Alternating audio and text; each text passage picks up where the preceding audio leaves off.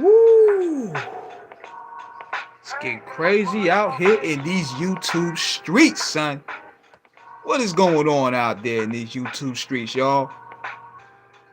We got Tariq Nasheed smacking up Taraka Bay, whatever his name is.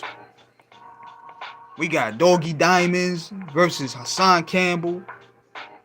Whack 100 against the world. You got Whack 100 against Shark from Shark Tank. What is going on in these YouTube streets out here, y'all? Like, it's getting crazy.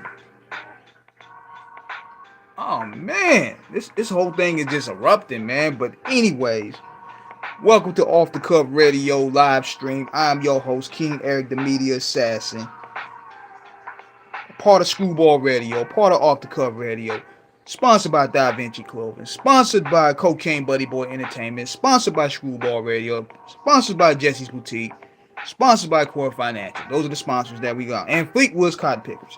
So, what's going on with y'all out there in the universe? Hope everybody's having an enjoyable Friday night. So what's going on out here in this crazy universe that we call YouTube, man? Everybody out there beefing, man. There's no love in these YouTube streets, and sooner or later you're gonna catch a stray, man. No matter what you do, no matter how innocent. They said that video you did on the downfall of the All-Star Week game was wild. I spoke facts, brother. What's good, Paul? I spoke facts, man. Because I said before, we at the end of sport and play. People are not really fazed by celebrity anymore.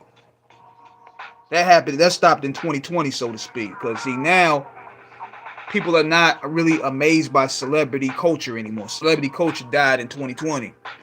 So we're in a different stage of the world. You got World War III possibly about to go down. You got inflation. If I can't afford $9 eggs, I don't care how many points these niggas make. You know what I'm saying? That's the way we looking at it right now.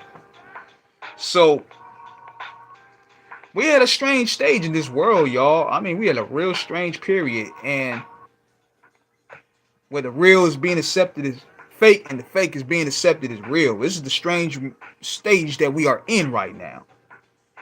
So the best thing we could do as, independent content creators is call out the BS and keep it true the best way we can.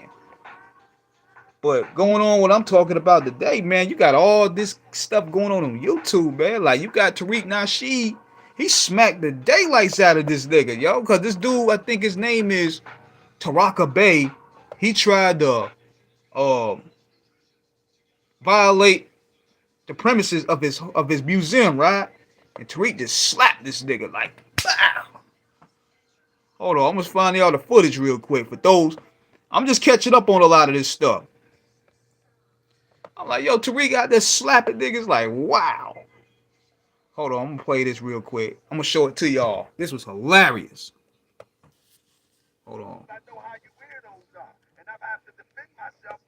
Walks towards me, and he said, "What you doing in my face?" He got his keys. Look at this. Look at here, the nigga on camera. And he actually swings at me. He got his keys in his phone in his hand. Nigga, you got slapped.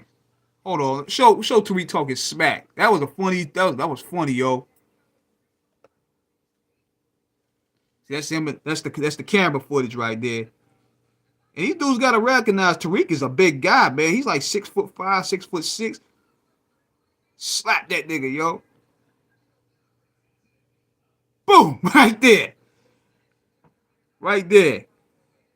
I don't understand what these guys think. See, these guys be thinking that Tariq is some scrawny guy. Tariq is about 6'5", 6'6". Hold on, I'm trying to find where he was going at that dude, man. Because this Taraka Bay nigga, he's a weirdo anyway. Like, anybody that does 10 to 15 videos on another man a day, he's a straight weirdo, man.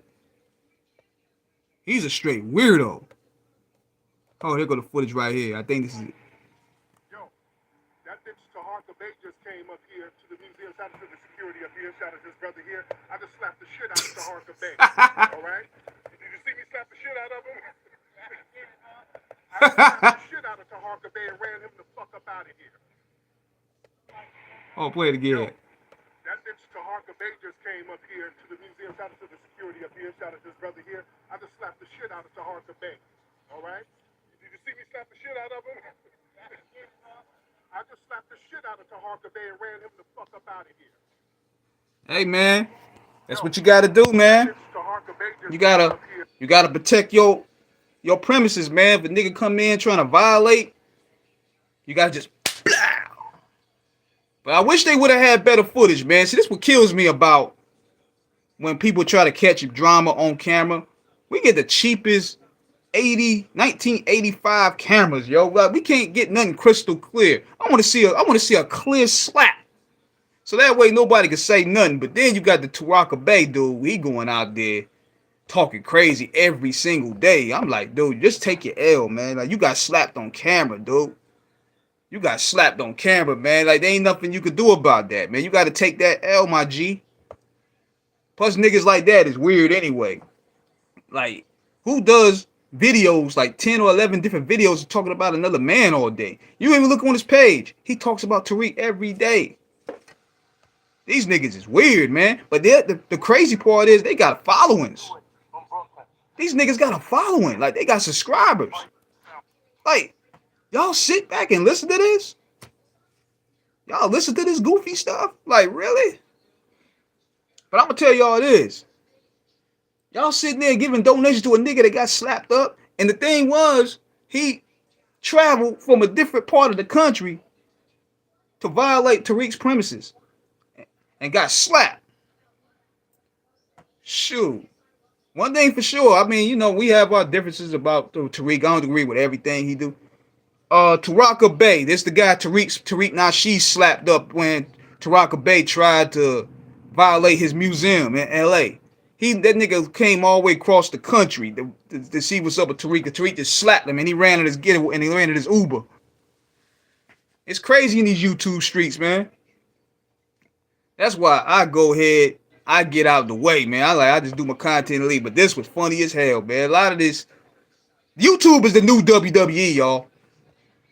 YouTube is the new WWE. If anything, this is entertaining. I'm not gonna lie. YouTube is the new WWE. It's entertaining, no joke. Fuckery at its finest. I'm thinking Vince Russo is writing a lot of these stories.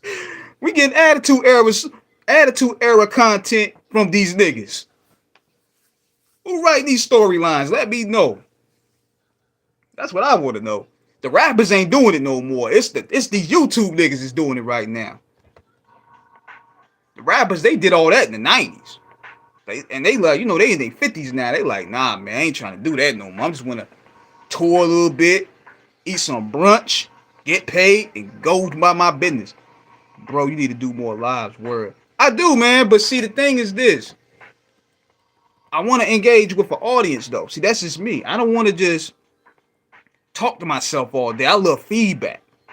Now, if I'm doing a video, I'll talk and then I'll record. But when I'm doing a live, I'm like, yo, I need feedback. So that way, y'all can give me things that I don't know about when I'm talking about a topic. Like, if I'm doing a live and I don't see nobody on, I'm like, okay, this is useless. I ain't gonna sit up here and just talk to myself. And plus, I understand that they be messing with these numbers. Hold up, disrespect toward Michael Jordan, old school NBA with old school hip hop about Bud and Vlad, us getting out of hand. Man, Joe Bud need to sit down, man. Joe, believe it or not, y'all, Joe Bud still got me blocked, bro. Joe Bud still got me blocked to this day. And I'm trying to be the nigga friend, man. I'm trying to be like, look, man, let bygones be bygones. I know what happened back in the day, but we're older now. That nigga still got me blocked. I'm gonna stay there forever. He got me blocked on Twitter. And I was like, okay. But I feel you about the Jordan thing. Because, see, let me tell y'all this. I'm going to go on to... Hold on one second. Do you ever try to reach out to DJ Academics? Hell no. Hell no. I don't rock with them niggas like that, bro. Nah. Them niggas will take my brand, man. I don't rock with none of these goofy dudes. I just sit back and watch the show. I sit back and watch the show, man. I'm like, look, man. These dudes is toxic. Hell no, I rock with no Academics, man. He corny. Oh, what do you think of Hassan and Doggy Diamond? That's the reason why I'm doing this video. Yo, Doggy straight flamed that nigga, man. Like, Hassan is a weird dude, man. Like, he'll do this shit. Hold on, I'm gonna show y'all. Hold on.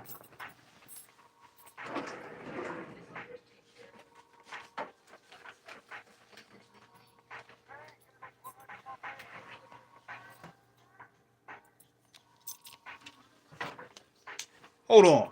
This is what he does.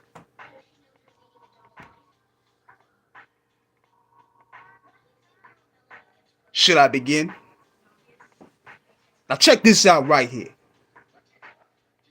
Doggy Diamonds, somebody whom I consider was a friend, he gonna bark on me.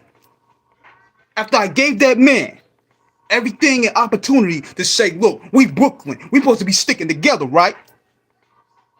But now Doggy Diamonds, he sided with Whack 100 and they making fun of me on Clubhouse, calling me Mr. Thigh Stop. Well, let me tell you something, Doggy Diamonds. I'm gonna keep it 100 with you. The government is coming after y'all, y'all. The Illuminati, them niggas is coming with laser lizards. You know what I'm talking about? Laser lizards. See, y'all sitting there talking about the Super Bowl. I'm gonna dig bigger and bigger things. I got bigger fish to fry. Y'all want to talk about Africa Bambaataa. Y'all want to talk about all them. I'm gonna handle mine because they handle me. But at the same time, I'm gonna handle mine in due time.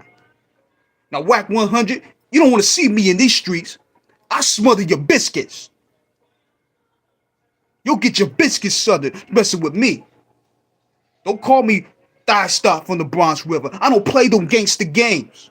I'm just trying to educate the youth. You know what I'm saying? I'm trying to educate the youth. So my TV won't get turned off. Hassan Campbell really stopped because he talk this gangster stuff. I mean, I can talk this gangster stuff main event because they be trying to violate me. You get your cornbread slice messing with me. You get your snot box knocked out. You got all these dinosaurs and lizards. They walk in the earth, but yet y'all want to pick on the YouTuber. I'm killing the numbers right now.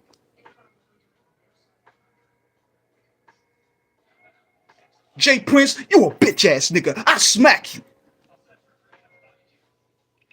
Imagine hearing that for almost 3 hours. But yet, this nigga got subscribers, man. Like, you got y'all niggas is donating to this?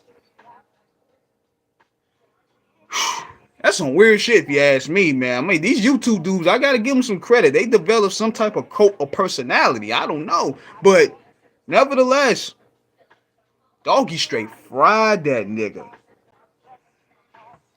Like, you can't burn bridges like that, man. And see, this is the thing I see with YouTube.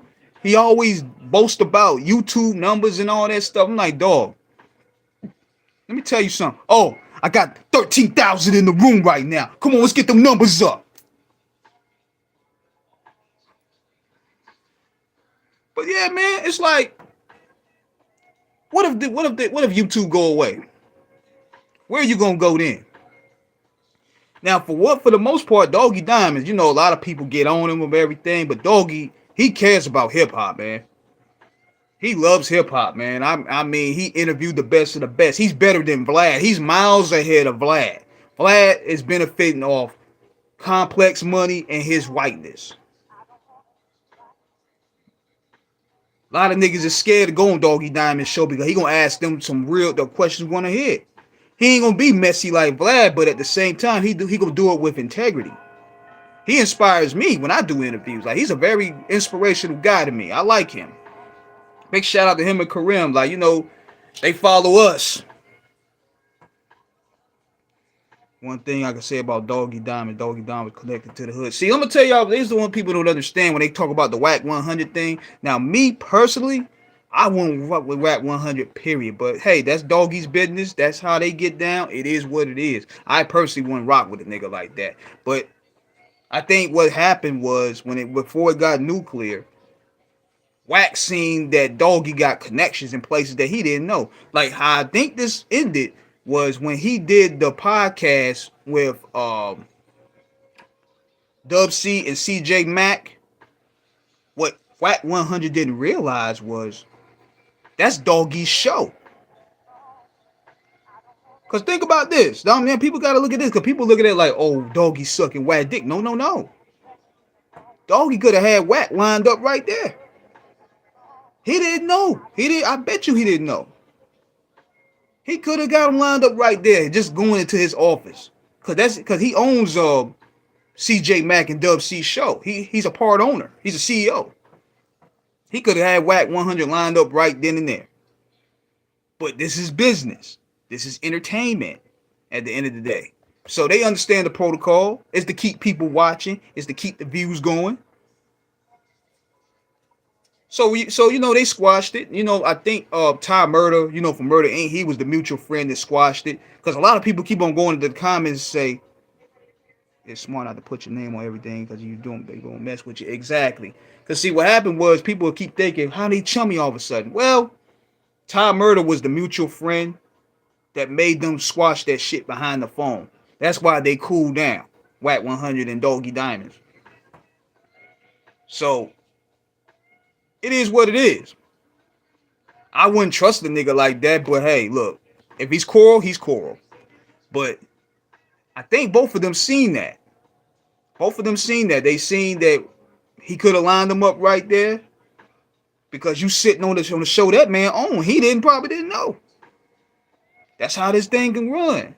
So Wack was like, look, let me check myself. We gotta handle this. We gotta check. We gotta put this aside. I don't want to go in no clubhouse anyway.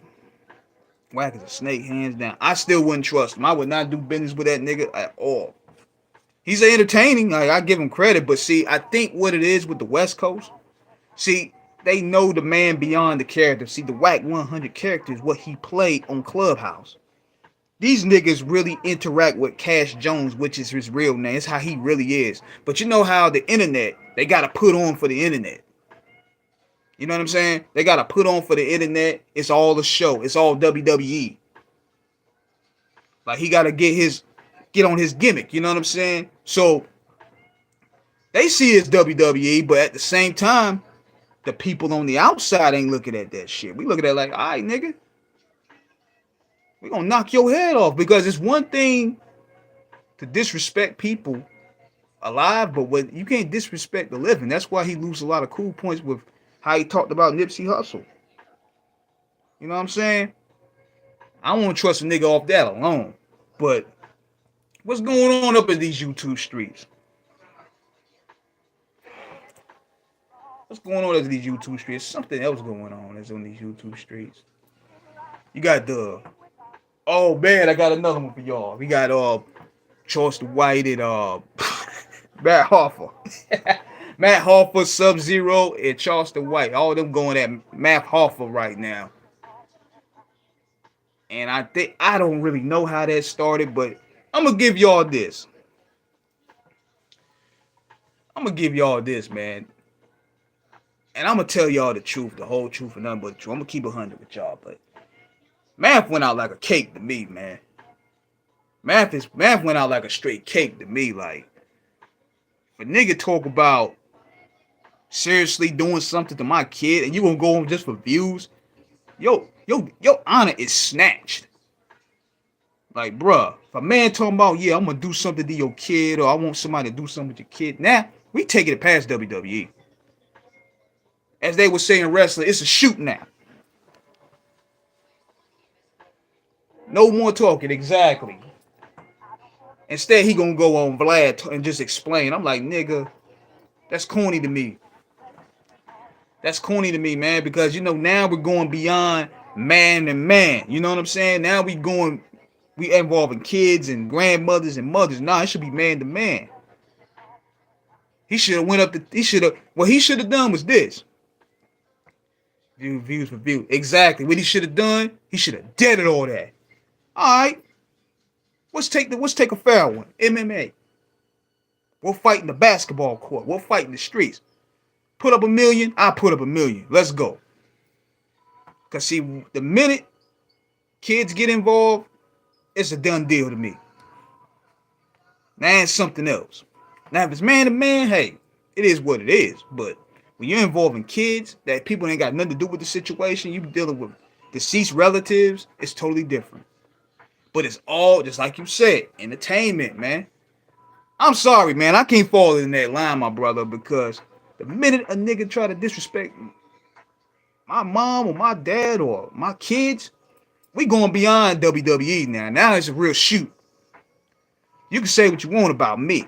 You can say what you want about the brand. Even if you talk about the brand, I still slap the shit out you. But other than that, it's still man to man. But nigga, you talk about my kids or you talk about my mom or anybody that don't have nothing to do with this situation, we going to war. I'm sorry. I'm slapping your spectrum wing out. I told one nigga that on YouTube, man. Like, look, you ain't gonna say that in my face. I'll pull them struggle dreads out your scalp. See, y'all love to talk tough on this YouTube stuff, man. I'm like, look, say no more. Say no more. We just got to bump heads. But see, what's happening? People allow this goofy behavior because they compensating off of it now. You know what I'm saying? Exactly. That's what they doing, Dre Day. They looking at it like, oh, instead of going to see this man, I'm gonna use it just to run my views. When I seen Charleston White, he was disrespecting Matt Hoffa's daughter, talking about he want somebody to molest her and stuff. I see Matt Hoffa just laughing in the comments. I said, nigga, that's goofy to me, man. I'm like, all right, man, say no more, homie. Say no more. We gonna have to set this up. We gonna have to set this up in a boxing ring. Get Al Heyman on the phone. Get Oscar De La Hoya on the phone. We gonna have to settle this, homie. Ain't gonna be none of that back and forth. We beyond that. We going beyond YouTube, dog. Get Vince McMahon on the phone. We gonna have to get this gun. Straight up. The same way with T.I. That's why I can't look at T.I. the same. Because Charleston White disrespected him, his wife, and his kids. And T.I. didn't do nothing. Like, I can't look at you the same no more. That's just me. Bro said Vince McMahon. Like, if a nigga say he gonna knock you out in front of your wife and kids, nigga, you better take that fade. No. But see, these dudes are scared. Everybody is social media conscious today. They don't want to be seen as taking no L, man. So they trying to protect their image just like that. It even goes hand in hand with what I was talking about with the NBA All-Star game. Everybody want to play safe ball because they don't want to look bad and become a meme. People are so extra sensitive. But at the same time, when your when things in certain situations getting violated, hey, it's time to man up, brother. Yeah, he gonna be on that pull every coast and rap together. Yeah, but they ain't doing nothing. I'm waiting for a nigga to say, look, enough for the talking. Sign the contract. I'll sign it right here. Let's get in the ring. But see, dudes don't want to risk that rep. They rather just sit back and chatty patty all day and collect views. I'm like, yo, everybody plays a role in this circus. It's a circus at the end of the day. It's all a circus, and everybody trying to get their juggle on. But the way I looked at this going at with Doggy Diamonds and when Hassan Campbell, I don't think Hassan can't come back from that. Nah. I mean, a lot of people have said the same thing, but Doggy said it with such vengeance. Like he was talking about how you would sit there and talk about me sucking dick, and then you doing that with another nigga, he poking you, and you ain't seen him yet. I was like, golly. But at the same time, I'm gonna tell y'all the main shows that I rock with. So follow these brothers. Subscribe to these brothers. Okay? I'm gonna show y'all what I rock with real quick because I was gonna do this list the other day, but I got lazy. So first thing first, I rock with my shit. Off the Cuff Radio. Screwball Radio. You can catch us tomorrow night with Black Poet, Comet. We do that every Saturday night. Doggy Diamonds TV. Gully TV. Charlie Rock LD from the Terror Squad. He got a podcast out, which is dope. Big shout out to him called Reppin' the Real. Die For Radio with my man Dial Lansky and Mad Fur. I know they taking a break right now, but they still doing their thing, man. Who else? Stunt Growth music and Stunt Growth, because that's where you get your best b-ball. I like the way that brother be breaking down the b-ball stats and all. You know what I'm saying? Like all the players that were washed up or were bust. I like how he breaks those down. There's another one. Oh man, JD from New York, one of my best wrestling podcasts. That's dope as well. Beehive ATL. He has some of the best interviews from down south I've heard. Oh man, it's some more. It's some more right now. But so far, just look at those right now. Those are the guys that's doing it. Like, yo, I support the people that support me. Cause sometimes these other niggas, they funny style. I don't support them no more. But like I said, the YouTube streets is getting crazy, and you know you don't want to catch no stray. You don't want to catch no strays in these YouTube streets. That's why even when you live and see when the more your channel do, the more eyes is watching. Like for example, when I do a live, more people are watching. What do you think Tupac and Suge would have done to Charleston White? Make him drink piss? Because see, there was no internet. You had to see these. It was like whatever happened when you see these individuals you disrespected, you had to handle it. There was no internet back then you could hide. See, these dudes, they could say they somewhere, but they're not really in that area. Oh, I'm in New York. Which part of New York? You ain't in Queens. You ain't in Harlem. Oh, I'm in New York. Oh, I'm in New York. He in the white part of New York, come to find out. He ain't in the hood. You ain't in Brownsville. You ain't in Southside Jamaica, Queens. But you go to Manhattan where the Italians at. But you want to say, oh, I'm in New York. I'm walking the streets. I'm like, yeah. But see, back then, if they niggas saw you, it was on. It was no cop and please. It was no apology. You had to get it in when you had to get it in. But see, now the internet gave these dudes a safe haven to move whatever and see and maneuver however they want. They can pop shit from long distance. And then when it get real hot, they want to call the OG and squash it. Nah, man. You see how them boys is starting to change their tune, but they feeling the squeeze on Jay Prince. Jay Prince got some pull, man. These niggas ain't realizing. They like, okay, I can bark at this old nigga online. He ain't gonna do nothing to me. Huh. Huh.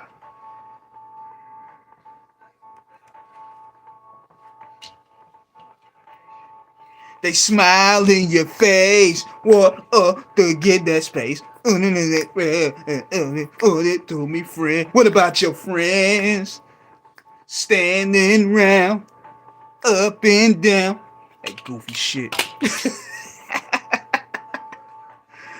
Man, I love building with y'all, man. But nevertheless, man, you know, I just want to give y'all an update what's going on with these YouTube streets, man. Right now, I see Doggy Diamonds got the edge, and he ain't gonna let it go. He made QC sell the whole catalog. That was ridiculous, man. QC, he sold himself short, man. See, when this is what I don't like, man. I spoke about this weeks ago. These brothers keep selling we keep selling our catalogs, man. Now, my thing is this. We keep selling these catalogs to these white-owned, these Asian-owned corporations. Where are these black millionaires that can buy that shit? You know the people in the Black Excellence crew. Why can they come together and purchase QC? So all of them have a piece of the company. All these niggas that go to these Rock Nation brunches, they supposed to be millionaires, right? Like, let's say this. You got T.I., you got Jim Jones, you got Yo Gotti, you got Jeezy, and we'll probably throw in Khaled. Nah, I ain't throwing Khaled in. Fuck Khaled. We ain't throwing Khaled in shit. This is all black. Or Conway. Let's throw them in for example. What's stopping them brothers from acquiring that piece of the investment right there? That's black excellence to me. Putting your money together. Or Rick Ross for that matter. I got King here. What's up? What's good, man? What's good, brother? But yeah, I was giving y'all the $1 million game, man. Like, what's stopping these black excellent niggas from coming together and buying all these catalogs? Huh? Think about it. Instead of Lil Wayne selling 100 million to Universal, why don't 5 of these hot niggas like Yo Gotti, Jeezy, Ti, they all come together, form a company, and buy the catalog? Sound like perfect to me. Versus you selling it to Universal, then they could use your music to some bullshit AI robot. At least you keeping it within black. White people do it all the time. You don't, why you think you have you ever seen a black Walmart owner? Have you ever seen a black McDonald's owner? Have you ever seen a black Burger King owner? I wait. I wait.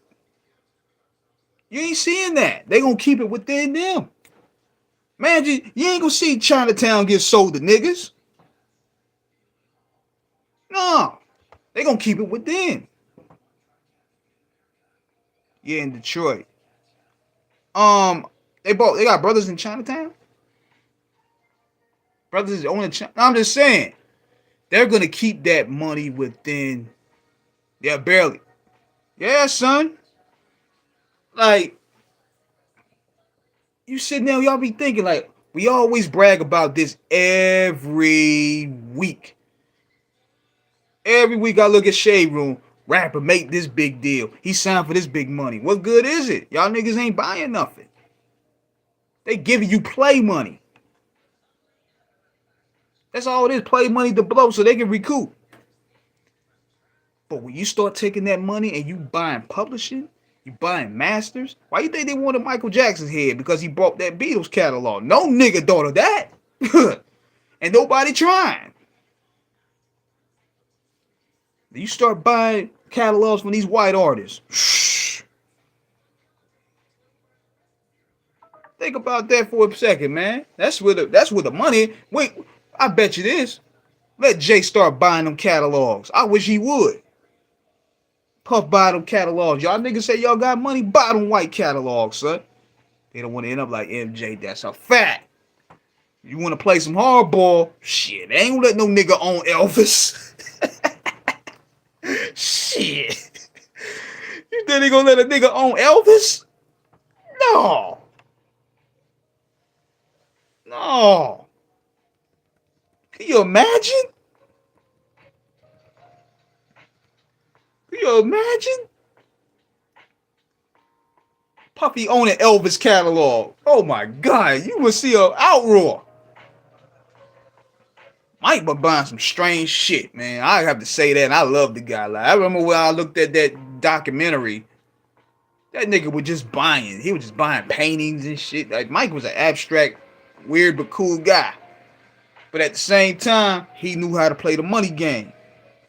Sony won't play when they effed his album up. That's why they did it. I was talking to my partner T-Max about that earlier, man, because he was playing the money game with him. And see, that Visible album probably was going to come out in 99 or 2000. But, you know, they had the power war. They had the power struggle. And plus, they wanted to get him out of there anyway because he pissed them small hats off. He pissed the small hats off, and that kind of tainted their relationship. So he tried to come back, and they didn't want to back him no more. They cut the plug because, you know, he had promotion out the ass. That nigga sold out the Garden in 2 minutes. 2 minutes. He sold out Madison Square Garden in 2 minutes. So you mean to tell me he couldn't sell 2 million records? I mean, more than 2 million records? Because see, what happened too, notice with every Michael Jackson album, he does at least 5 or 6 singles. Sony limited him to probably like 2. And Mike was like, man, fuck y'all niggas. How the hell y'all gonna, y'all know my rollouts. I put out an album. I drop a single, 5, 6 videos. Keep them in rotation. Then I come back 3, 4 years later. I do it again. And they all hit records. I know what I'm doing. I'm Michael Jackson. I'm God. He released Blood on the Dance Floor album every country except America. Exactly. Because think about it. Invisible only had 2 singles. That was Rock My World and Butterflies. And Butterflies didn't even have a video. So you know they trying to sabotage Mike, man. Because see, Michael, could think about this, yo. He did a remix with Jay-Z. He did a remix with Jay-Z. Jay-Z was scorching hot at that time because he had just Summer Jam Prodigy. He got at Nas at the Summer Jam. He brought MJ out. They should have put the single out right there, the remix, along with Rock My World, capitalizing off that momentum. They didn't do that. Then he had a song with Biggie up there on that album. Y'all remember that? The first song. They didn't put it out. Butterflies. Didn't put out no video. He did a remix with Eve. Didn't put it out. I was like, okay, they sabotaging him. Even Michael said, he like, yo, they sabotaging my shit. So that's where he saw that he wanted to get out. But see, they wanted to pretty much demoralize him in a way. They were like, oh, he ain't big as he was. That motherfucker stole out the garden, man. Niggas can't sell out the garden like that unless you in that high caliber artist. Like Nas, he just did the garden. He doing the garden tonight. He sold that out. Jay, he sold out the garden. Bad Boy, they sold out the garden. Michael sold that out in 2 minutes. Michael's star power was still big overseas. Like that nigga's like a god out there. But in the States, they spat at him. They treat him like Jesus. You know what I'm saying? So he was more appreciated out there. But that Visible album was cold, man. I mean, I like that album. Straight up, man. Michael was just too powerful. Ain't very powerful, man. I was thinking to myself, even when I seen him ride, there's no way they could bring this dude down. But they found a way to do it, man. They found a way to do it some way, somehow. And they turned his people turned against him. I never turned against Michael Jackson. I defended him till he checked out of here. I ain't never believed him. He molested them punk ass kids. Fuck Wade Robinson. I hope somebody beat his ass. He did his whole ass beat. Making that fake ass movie about Michael, man. You gonna try to get clout off a dead man. Hope the Jackson boys bust his ass. Hope Blanket whoop his ass. Yeah, trying to clout chase off of Michael, man. Hope Blanket and Perry beat his ass. Also owned Eminem too. Yep. He owned part of Eminem's catalog. See, Mike was a chess player. And Beyonce, I think so. I gotta look that up.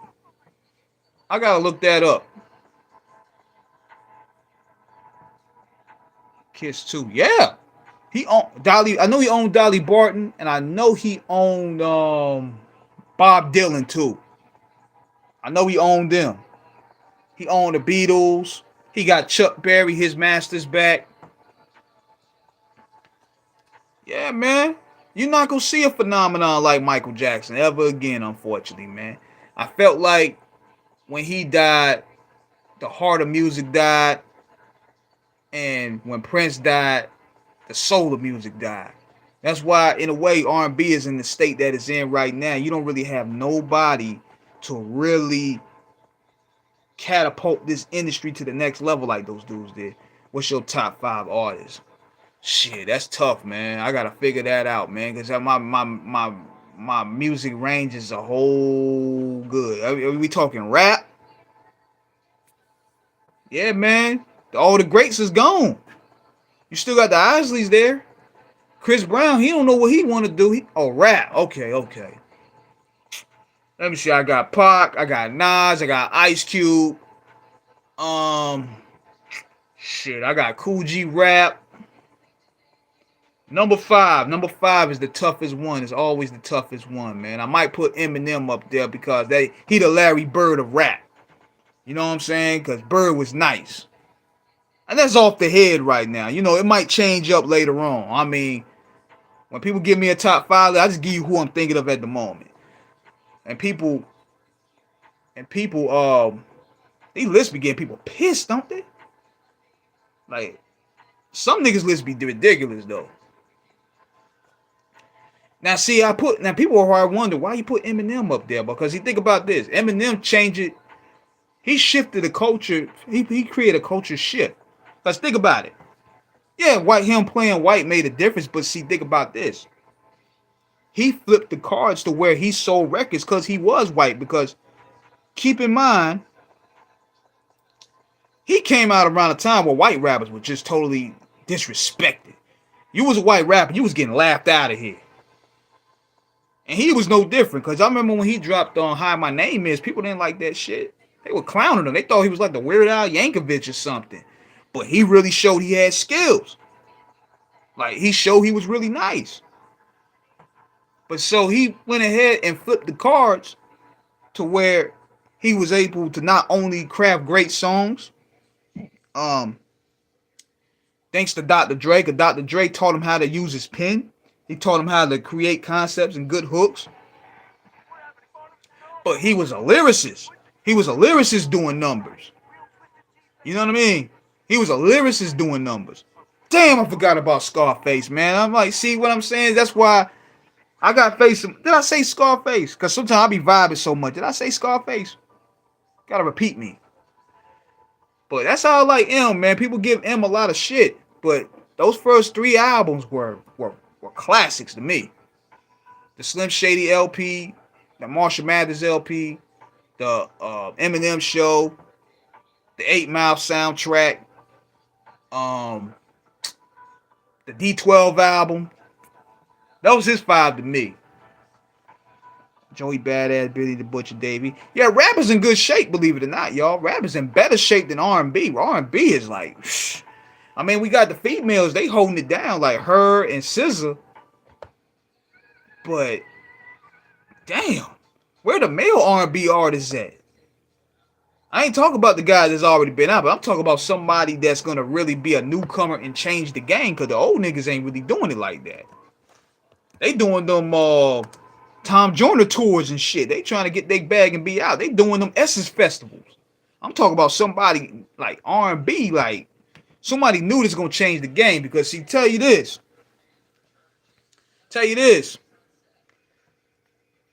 we lost Michael, we lost Prince, and R. Kelly gone. That's your creativity right there. R. Kelly for what he did, like, but at the same time, that's the creative juice, man. Another thing amidst the R&B groups and rap groups. Because see, what happened was they figured out ways to divide these groups so that way they could keep more of the pie. That's why they wanted to separate Beyonce from her group. And they see how that worked.